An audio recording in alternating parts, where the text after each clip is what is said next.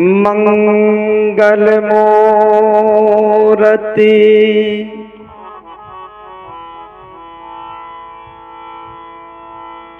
सद्गुरु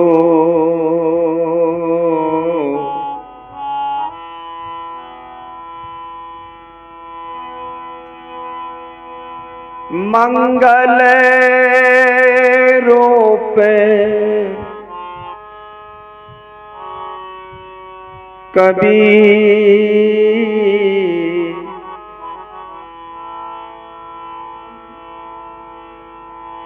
ध्यान धरत नासत सकल कर्म जनित भाव पीर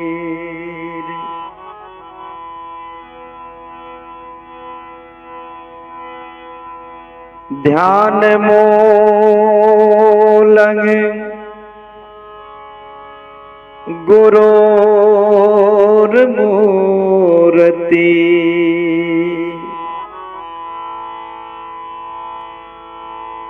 पूजा मूलंग गुरु पदम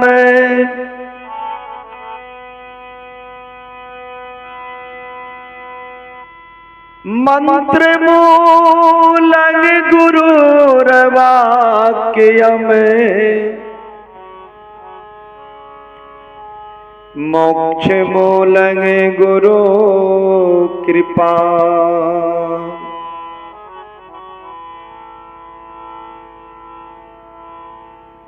परमाराध्य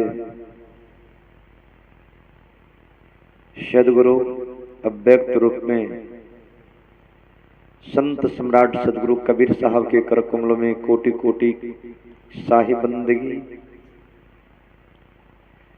व्यक्त रूप में मंचासीन गुरुजन, आई है तमाम संत जन और सबके हृदय में रमने वाले रमैया राम को तेरी वार शाही बंदगी शाही बंदगी शाही बंदगी इशारा करते हैं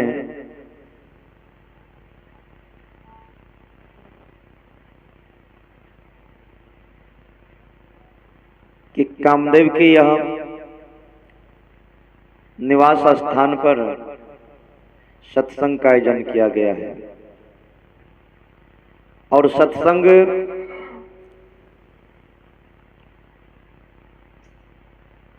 किसे कहते हैं?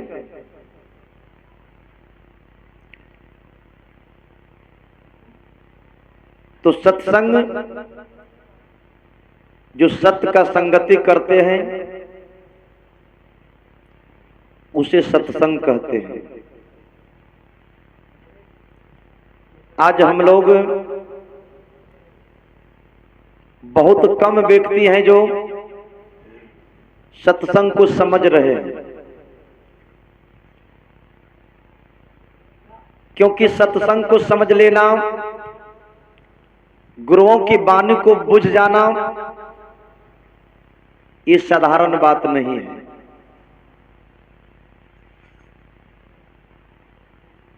इसलिए साहब इशारा करते हैं कि सत्संग समझने की चीज है। ज्ञान हो जाए, ज्ञानी बन जाए, लेकिन ज्ञान के अंदर, ज्ञान के बीच में जो विवेक है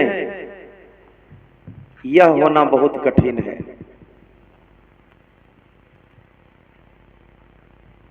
ज्ञानी तो लोग किताब पढ़ के बनते हैं, लेकिन विवेक जो है वह अनुभव से मिलता है। और कबीर साहब विवेकी संत थे,